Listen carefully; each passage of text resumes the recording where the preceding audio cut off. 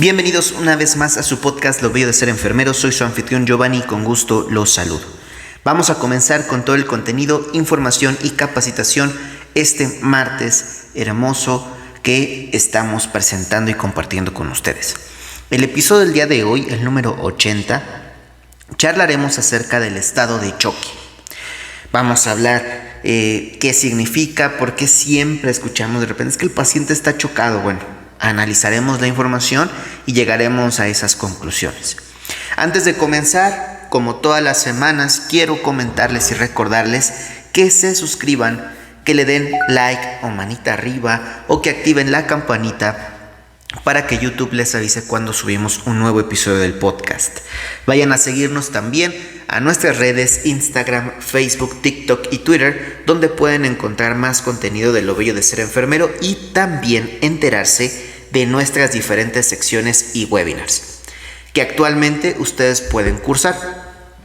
De los webinars tenemos 8 disponibles hasta hoy con el precio especial de 20 pesos mexicanos para poder obtener su constancia con validez curricular oficial, ¿vale?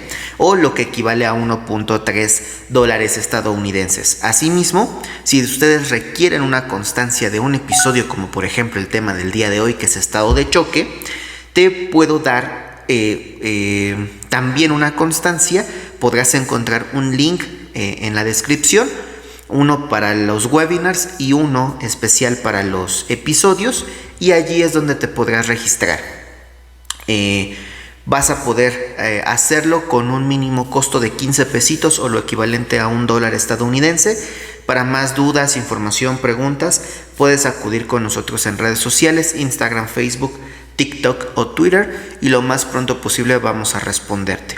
Además, las constancias, quiero que sepas que de los webinars tienen un valor de 4 horas curriculares y de los episodios de podcast tienen un valor de 2 horas curriculares. La verdad es que es un precio bastante accesible. Lo hago para los estudiantes, lo hago para los pasantes y también, ¿por qué no?, para los trabajadores que pues quieran seguirse capacitando, y que bueno, a final de cuentas el costo es totalmente accesible. Entonces los esperamos para que lo puedan realizar de la mejor manera posible, y si tienen dudas, preguntas, estamos en redes sociales para poder apoyarlos lo más pronto posible.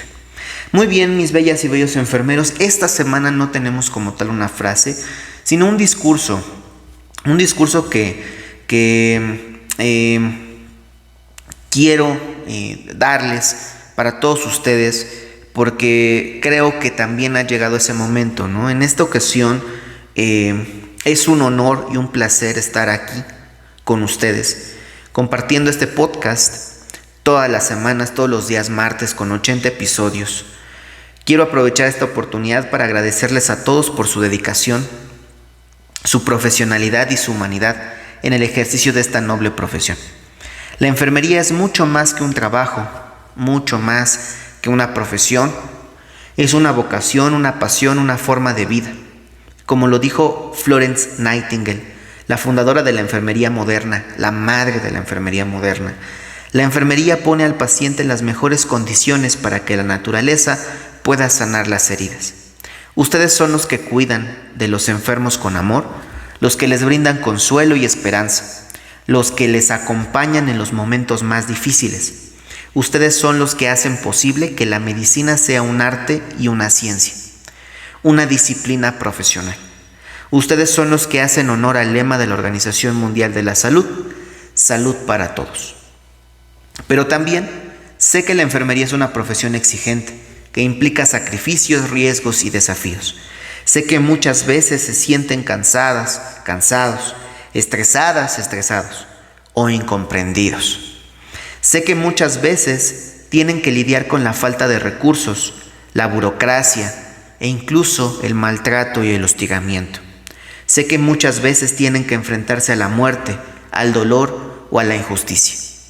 Por eso quiero decirles a todos ustedes que no están solos, que cuentan con el apoyo y el reconocimiento de toda la sociedad, que cuentan con el apoyo y el reconocimiento de cada uno de los compañeros, que son un ejemplo y son una inspiración para todos.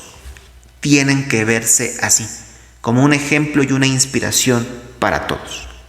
Como dijo Maya Angelou, una famosa escritora y activista estadounidense, las personas olvidarán lo que dijiste, olvidarán lo que hiciste, pero nunca olvidarán cómo les hiciste sentir. Ustedes hacen sentir bien a las personas, ustedes hacen la diferencia, ustedes hacen el mundo un poco mejor.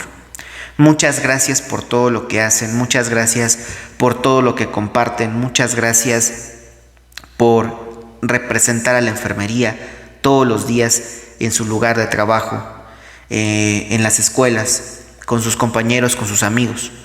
Muchas gracias por representar a la enfermería de la mejor manera posible. Muy bien, pues este pequeño discurso quería compartírselos porque me parece muy halagador para todos y cada uno de nosotros, y siempre está bien que reconozcamos nuestro trabajo, nuestro esfuerzo, y que esto nos siga ayudando a tener los pies bien cimentados en la tierra, pero la cabeza tenerla hasta la luna.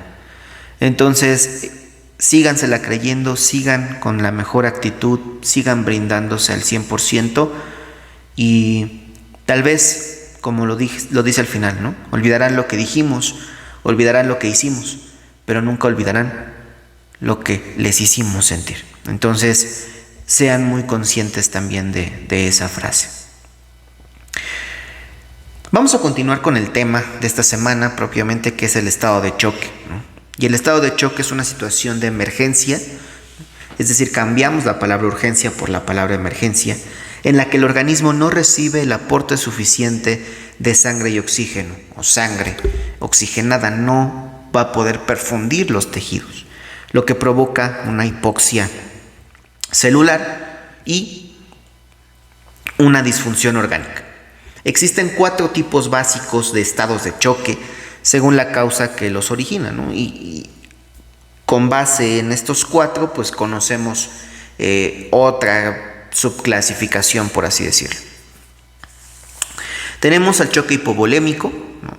Que este es un choque que es una situación de emergencia en la que el organismo no puede recibir el suficiente aporte de sangre y oxígeno a los tejidos, que produce una hipoxia celular y una disfunción orgánica secundario a una pérdida de volumen sanguíneo, ¿no? Que puede ser originada por hemorragias, que es una subclasificación del choque hipovolémico, quemaduras o deshidratación. ¿Vale? Entonces, el choque hipovolémico es esto, ¿no? Es todo lo que les acabo de mencionar, porque hay una disminución del volumen sanguíneo y se divide en 2, de origen hemorrágico y de origen no hemorrágico. Y del origen no hemorrágico tenemos 2 divisiones más, que son las quemaduras y la deshidratación. Muy bien. El siguiente ejemplo o tipo de choque es el choque cardiogénico. El choque cardiogénico es una situación de emergencia en la que el organismo no recibe el aporte suficiente de sangre y oxígeno a los tejidos, lo que provoca una hipoxia tisular y una disfunción orgánica por falla del corazón como bomba. Puede ser causada por diferentes situaciones. Las más comunes es un infarto de miocardio, en la cual pues sabemos que ocurre una obstrucción de alguna arteria coronaria o de varias, y que esto ocasiona que el músculo cardíaco no reciba oxígeno de manera correcta y por lo tanto se muere, ¿no? Esa es la definición propiamente de un infarto. Entonces, cuando esto pasa, el corazón ya no funciona igual y ya no puede expulsar la misma cantidad de sangre. Por lo tanto, genera una disminución del aporte de sangre y oxígeno a los nutrientes, sangre, oxígeno y nutrientes a los tejidos, y esto provoca la hipoxia tisular y la disfunción orgánica. Bien, arritmias, sobre todo arritmias letales, ¿no?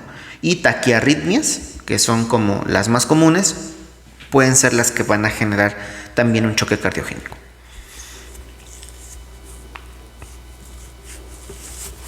Y valvulopatías. Valvulopatías, estenosis o insuficiencias mixtas que van a causar a final de cuentas una insuficiencia cardíaca ¿no?, descompensada, y que esto nos puede llevar a un choque cardiogénico. Tenemos la tercera clasificación o gran clasificación, que es el choque obstructivo, y que es aquel que es una emergencia, ¿no?, de nuevo, en la que el organismo no recibe un aporte de sangre, oxígeno y nutrientes a los tejidos, lo que provoca una hipoxia tisular, un cambio en la forma de respiración celular y una disfunción orgánica. En este caso es por una obstrucción del flujo sanguíneo, como en una embolia pulmonar, por ejemplo, una tromboembolia pulmonar, un taponamiento cardíaco, por ejemplo, o un neumotórax a tensión. Todo esto puede ocasionar un choque de características obstructivas, ¿vale? Y la última gran clasificación es el choque distributivo.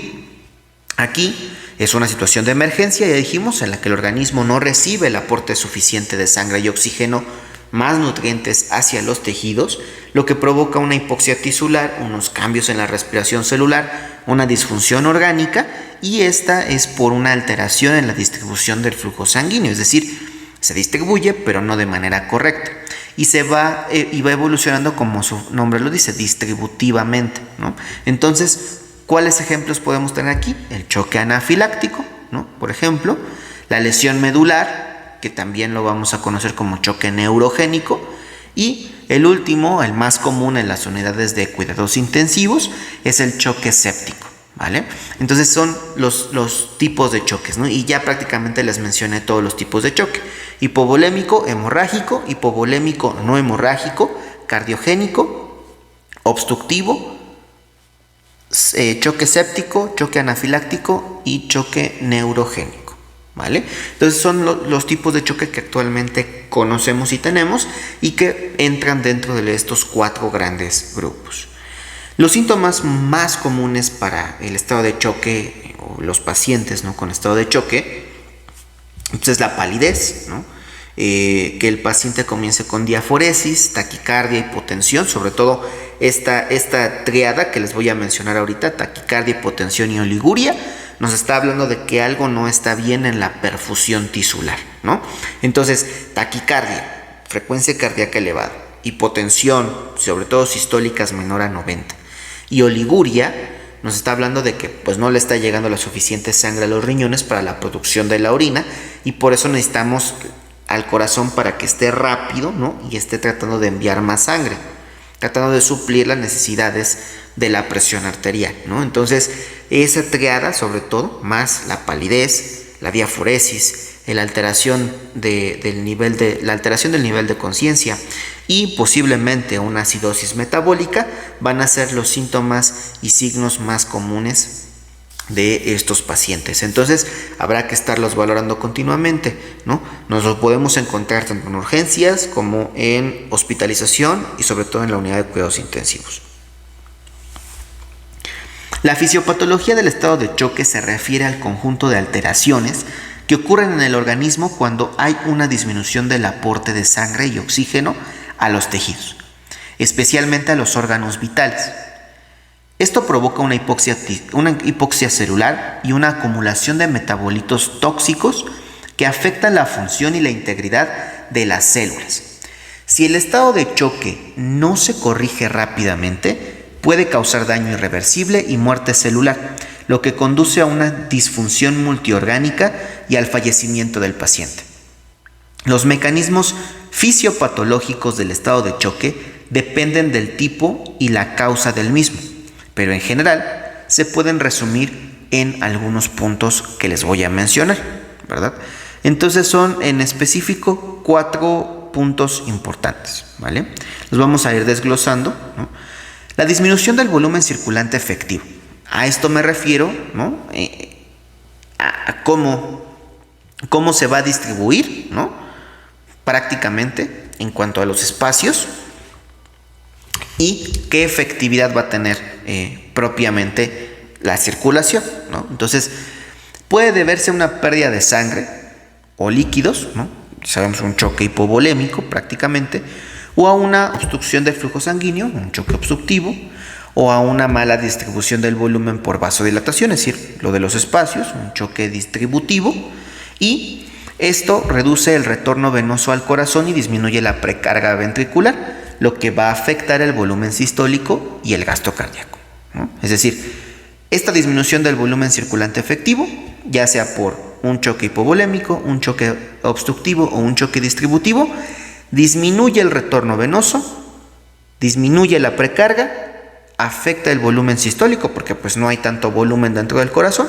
y por lo tanto afecta o disminuye el gasto cardíaco, ¿no? Es decir, mi paciente con estas características tiene un bajo gasto. Y ese bajo gasto contribuye, ¿verdad?, con toda la clínica a que tengamos, ¿no?, como bien lo habíamos mencionado, taquicardia, hipotensión, oliguria, cambios en el nivel de conciencia y acidosis metabólica sobre todo, ¿no? Son esos signos y síntomas. Muy bien. El segundo punto importante de los mecanismos fisiopatológicos del estado de choque, pues es la disminución de la contractilidad cardíaca. Este puede deberse a una lesión directa al miocardio, un choque cardiogénico, a una alteración del ritmo cardíaco, a una sobrecarga de presión o volumen, o a una disfunción diastólica, por ejemplo, un taponamiento cardíaco, ¿vale? Entonces, este puede ser por un choque cardiogénico o también pudiera ser por un choque obstructivo incluso, ¿no? Esto aumenta el volumen telesistólico y reduce la fracción de eyección, lo que disminuye el gasto cardíaco. Es decir, aquí, ¿no?, lo que se va a ver afectado propiamente es la bomba del corazón. La principal causa, pues claro que es un infarto al miocardio, ocasionando un choque cardiogénico, ¿no? La tercera o el tercer mecanismo de fisiopatológico del estado de choque pudiera ser la alteración de la resistencia vascular sistémica.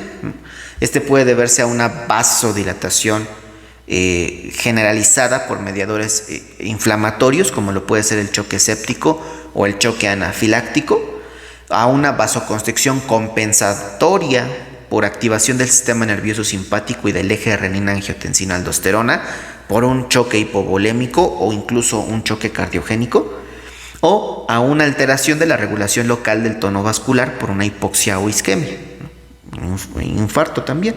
Esto modifica la presión arterial y reduce la perfusión tisular. Entonces, también puede verse alterada la resistencia vascular sistémica, ¿no? Y esto, pues obviamente tendrá consecuencias importantes.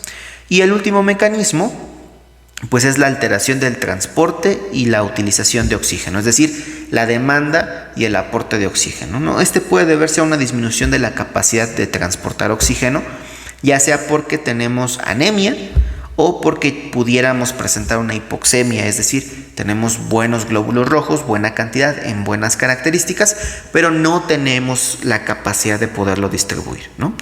A una alteración de la liberación de oxígeno por cambios en la curva de disociación de la hemoglobina, o a una alteración de la captación y utilización de oxígeno por las células por daño mitocondrial o metabólico. También pudiera ser otro origen de la alteración del transporte. Esto genera un desequilibrio entre el consumo, ¿no?, y la oferta de oxígeno, es decir, entre la demanda, ¿no?, el consumo, la demanda y la oferta de oxígeno, que todas van a estar totalmente desalineadas, lo que agrava la hipoxia tisular. Pues si hay hipoxemia, no llega oxígeno en la sangre, no llega oxígeno a los tejidos, se vuelve una hipoxia, y esto conduce a unos cambios en la respiración celular, ¿no?, lo cual va a generar en un corto periodo falla orgánica múltiple. Muy bien, los cuidados de enfermería más importantes en un paciente que ustedes detecten que empiece con datos clínicos de estado de choque, pues es tratar de mantener la vía aérea permeable y administrar oxígeno según las necesidades del paciente, ¿no?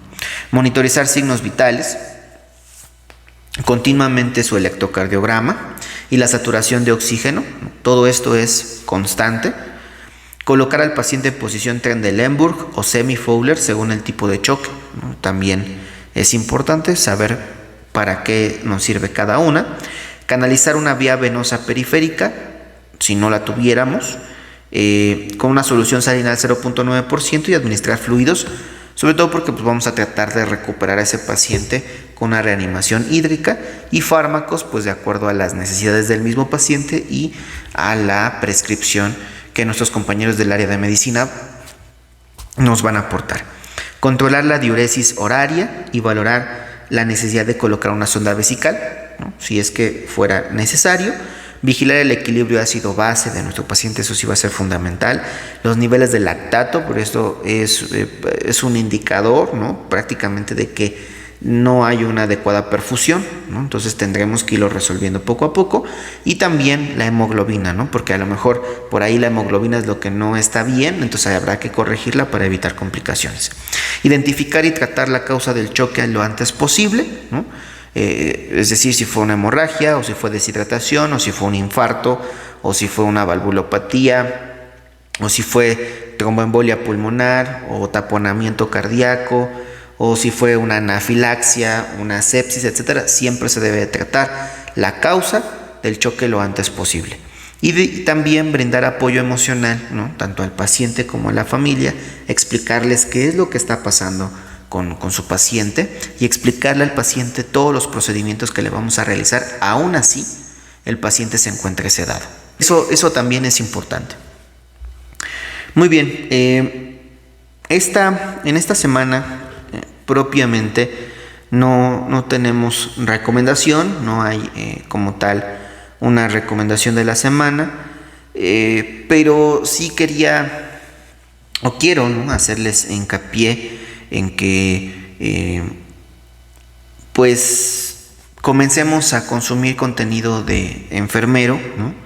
Sé que es un poco complicado, que usualmente utilizamos redes sociales para distraernos de lo que hay a nuestro alrededor, pero también hay que saber hacer el contenido, ¿no? Hay que saber cómo hacerlo. Eso también es fundamental. Hemos visto casos, ¿no?, de personas pues que pierden su trabajo, que pierden su título, su cédula profesional por hacer un video sin contexto, ¿no? Entonces eso también pues dificulta mucho. Yo lo único que les recomiendo es consuman más contenido enfermero, consuman más contenido científico, consuman contenido de diversión, de comedia. Es bastante sano, claro que sí, es necesario también, pero sí traten de consumir un poco más de contenido científico propiamente, ¿no?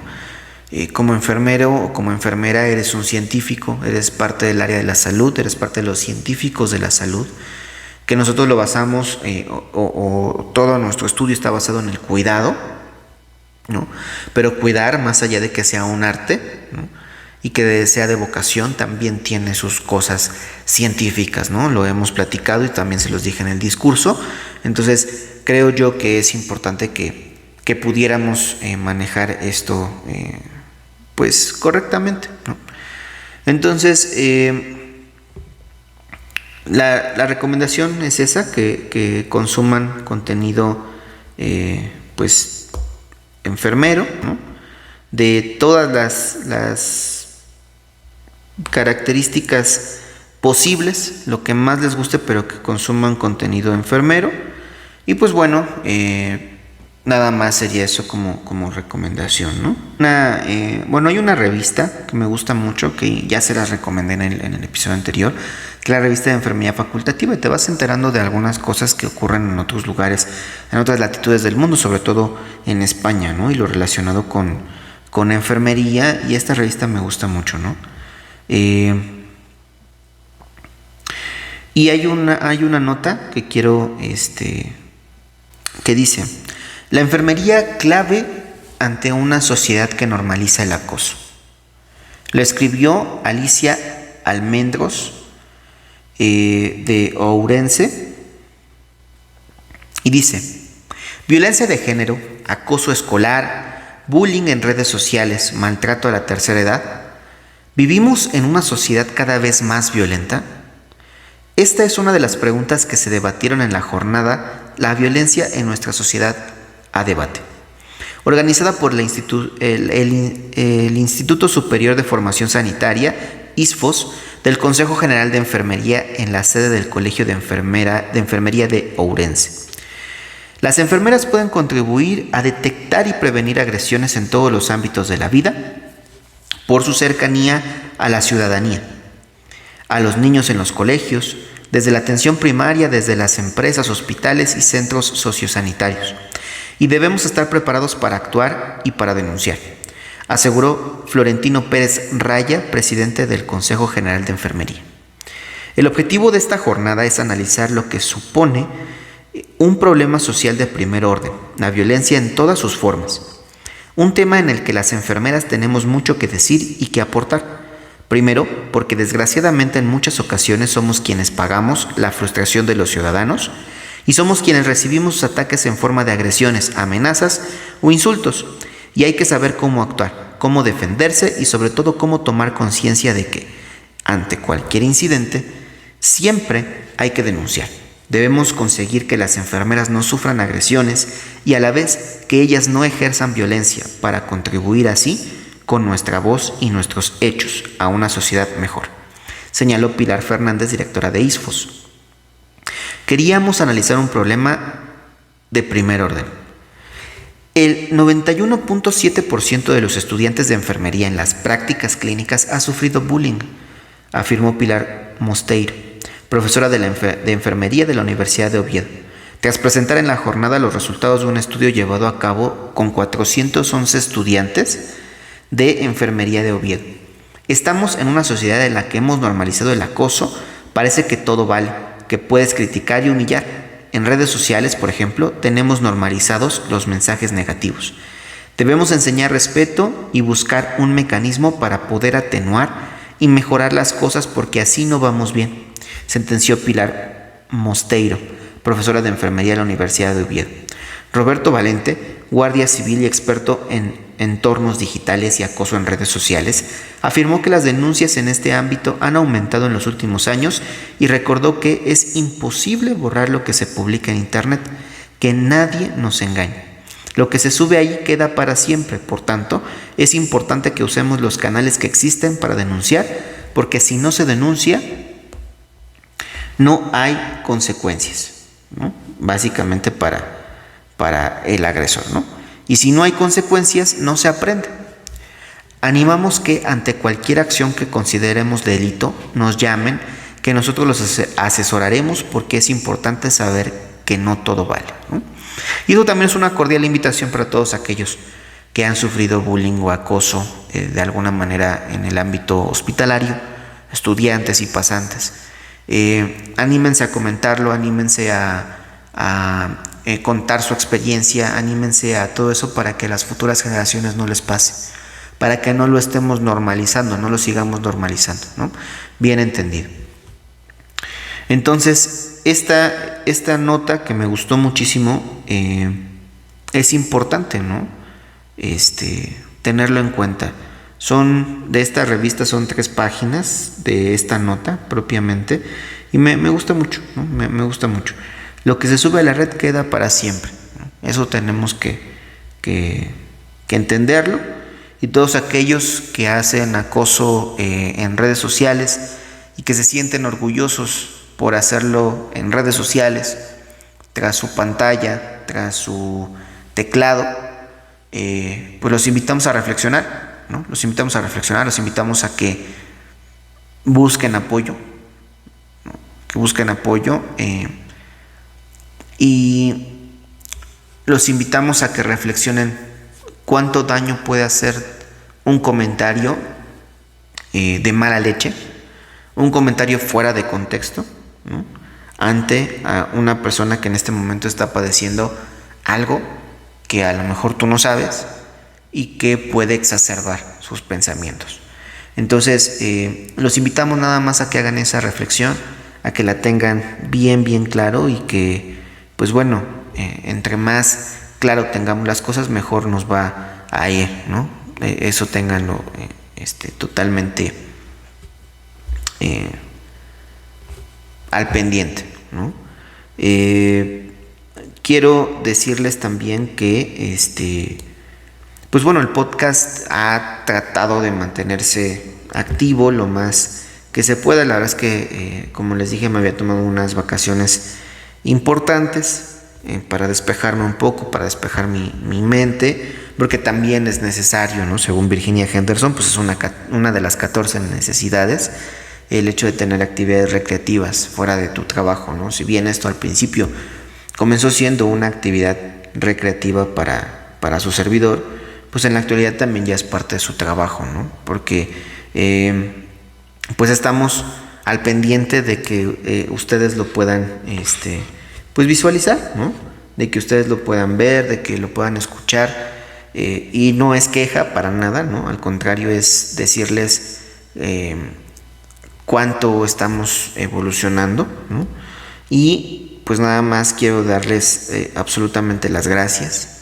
Quiero decirles que Lo Bello de Ser Enfermero va a estar aquí y va a durar mucho tiempo, ¿no? Muchísimo tiempo más. Esperemos que dure para toda la vida, que tengamos 1000, 2000, 3000 episodios, ¿no? Donde hagamos remasterizaciones, hablemos de las actualidades, tengamos muchas más entrevistas, podamos llegar mucho más lejos, ¿no? Incluso podamos ayudarlos a tener una representación, una voz ante la sociedad. Y bueno, Lo Bello de Ser Enfermero siempre va a estar aquí para apoyar a todos los compañeros y compañeras de enfermería. No soy del lenguaje con ¿no? Pero bueno, compañeros, compañeros, compañeras, compañeres, estamos para apoyarles. ¿Qué más que decirles esto de nuevo? Si ustedes quieren que se hable de un tema en específico, que se haga unas flashcards, que se haga un TikTok, que se haga un video extra aparte del episodio de podcast, bueno, pueden comunicarse con nosotros en redes sociales, Instagram, Facebook, TikTok, Twitter. Ahí Lo Bello de Ser Enfermero nos pueden encontrar y nos pueden comentar, nos pueden mandar el mensaje. Lo más pronto posible tocamos ese tema. No se pierdan de nuevo los webinars, de verdad con eso me ayudan muchísimo. Ese ingreso, ¿no? Pues me sigue permitiendo tener mis aplicaciones premium, ¿no? Propiamente, ¿no? Tanto Canva, por ejemplo, como Microsoft Office, como pues también me permite tener algunas otras aplicaciones de edición, ¿no? Con las cuales poderles seguir dando y brindando contenido semanalmente. Entonces, por favor, apóyennos en los webinars, son costos súper accesibles, están avalados por la Asociación ALFA, por el progreso de enfermería, por la Asociación Mexicana de Estudiantes en Enfermería. Vamos a tratar de buscar más avales para los webinars. Estamos también, hace un par de días de que sale este episodio, tenemos un diplomado en puerta. No lo estoy ¿cómo se dice? Produciendo yo, ¿no? Del todo, es decir, no, yo voy a ser el titular, el docente titular, les voy a dar sus clases del diplomado de atención al paciente en estado crítico, ¿no? Donde vamos a tener son 10 módulos, 12 clases, 2 martes al mes. Iniciamos el día 25 de julio, el día 25 de julio. Iniciamos con nuestro este diplomado, en el cual estoy colaborando con el Colegio de Enfermería, Colegio de Medicina y Enfermería en Práctica Avanzada. Una invitación que me realizaron para poder llevar a cabo este diplomado, que es la atención al paciente en estado crítico. Tendremos durante este periodo, que son 6 meses, la duración total del diplomado, pues bueno, tendremos clases de cardio, de respiratorio, de pancreatitis, tendremos clases de lesión renal aguda, tendremos clases de traumatismo craneoencefálico, tendremos clases de tecnologías en la unidad de cuidados intensivos, tendremos clases de gestión, de planeación para el cuidado en los cuidados críticos, y obviamente pues hablaremos un poco de la historia de la terapia intensiva, cómo es que nace, cómo es que evolucionó de terapia intensiva a cuidados intensivos y cómo es que ha ido evolucionando en la actualidad hacia los cuidados críticos, ¿no? Que es el término que ya se le está dando, ¿no? Las unidades de cuidados críticos. Entonces es importante, ¿no? Que nosotros podamos ir conociendo también eso, que nos vayamos actualizando. Y pues nada, la invitación ahí está. Este diplomado tiene un costo de 1,650 pesos en un solo pago, ¿no? Un pago inicial de 1,650 pesos, y con eso ustedes estarían cubriendo todo lo necesario para su su capacitación, ¿no? Les estaríamos dando su diploma junto con el colegio. Y pues nada, vamos a estar ahí con ustedes. Les digo, son 10 módulos, equivalen a 12 clases. Estaremos en interacción continua y justo la última clase, en los últimos 20-30 minutitos, se les estarán entregando sus calificaciones y se les estará informando en qué momento se les hará llegar sus diplomas. Y bueno, vamos a estar ahí al pendiente, ¿no? 2 martes al mes. La verdad es que es súper bien, ¿no? En cuanto al tiempo, claro que va a haber actividades fuera o extra clase, ¿no? Es necesario para que estemos repasando y aprendiendo, pero bueno, yo considero que no son actividades difíciles y que van a estar basadas en la información que vamos a ver en esas clases. Además, los días martes serán exclusivamente de 18 a 20 horas, ¿no? Es decir, un horario, creo yo, también bastante accesible. 2 martes al mes, 4 horas totales, ¿no? Dedicadas a una clase. Obviamente se les dará artículos, se les estará dando libros, se les estará dando guías de práctica clínica que sean, digamos, una base para todos ustedes y que pues nos pueda ayudar, ¿no? Pues a compartir y a seguir compartiendo toda la información. Entonces, apóyenos mucho en estos proyectos. Está el podcast, están los cursos, bueno, los webinars, están las entrevistas, ¿no? del podcast, están las publicaciones que hacemos, los flashcards en Instagram, obviamente los TikToks, y también, pues sobre todo, apóyenos en YouTube, ¿no? Suscríbanse, de verdad que con eso me ayudarían más que con cualquier otra cosa, suscribiéndose al canal de YouTube, para que pues por fin lleguemos a los 1000 suscriptores en YouTube y tengamos la posibilidad, ¿verdad?, de comenzar a monetizar en YouTube, ¿no? Y lo cual nos permitiría dedicarnos un poco más a esto y darles mejor contenido todavía, con mejores aplicaciones, con mejor entorno, ¿no? Con un lugar donde ya podamos tener de nuevo las entrevistas presenciales propiamente.